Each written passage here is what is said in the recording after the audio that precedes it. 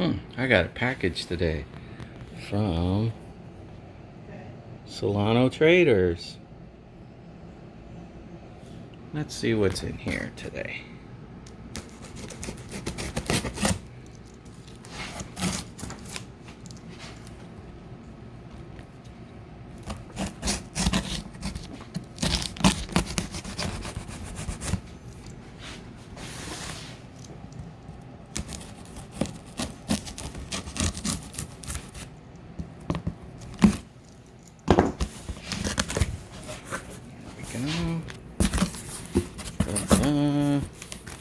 And the package I didn't get was not my grandma's cookies.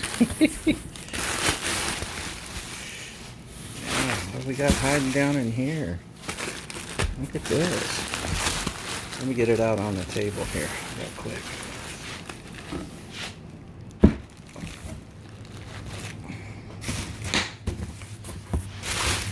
Good. Nothing else in the box. That means I can get rid of that. All right.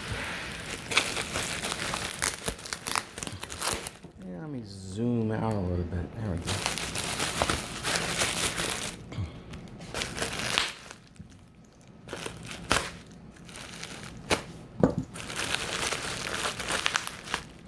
That seems to pack it okay. Big enough box. Probably could have used a little bit more bubble wrap, but that's alright. There we go. Now, some of you guys probably already know what this is if you're a Tektronix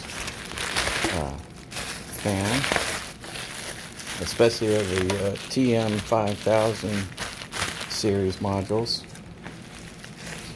Hold on a second. There we go. And that would be, there's a little dent right here, not bad. Let's go around the back here. Looking good. This side looks good. Top looks good. Yeah, top looks good. I thought it looked a little bent right here, but it's okay. So let's go around this side. Seems to be okay. Wow. Okay. I know some of you guys know what it is already. But for you guys that don't, here we go. This is a Tektronix CG5001 calibration generator. It's kind of in rough shape, but not too bad. I think it'll clean up just fine. The connectors seem to be okay. Let me zoom in there. Boom. Looks okay. This one looks okay. It's got a broken knob here. Still works, so I'll probably just build my own knobs. It looks like somebody went crazy with a razor blade trying to remove stickers and gouge it up, but I might be able to fix that. So let's zoom back out. There we go. And there's the serial number. Somebody wrote it on the front.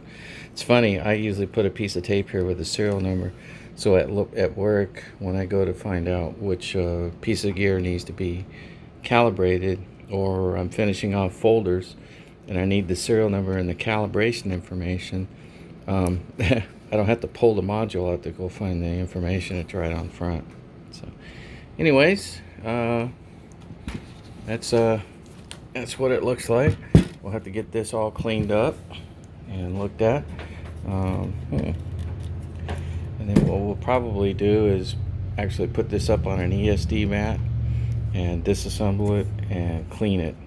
And the reason we disassemble them is to make sure that they are in good condition internally before we go power them up.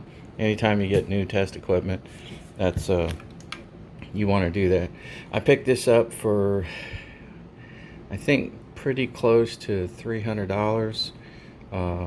Unknown condition. Oh, actually, looks like I do have a little bit issue here. I got a knob pushed in right here So I don't know what the deal is with that. I don't know if it just got bumped and pushed in, or if the bracket is broke, because you can see it starts high here and then goes down here. Let's see if these will even push.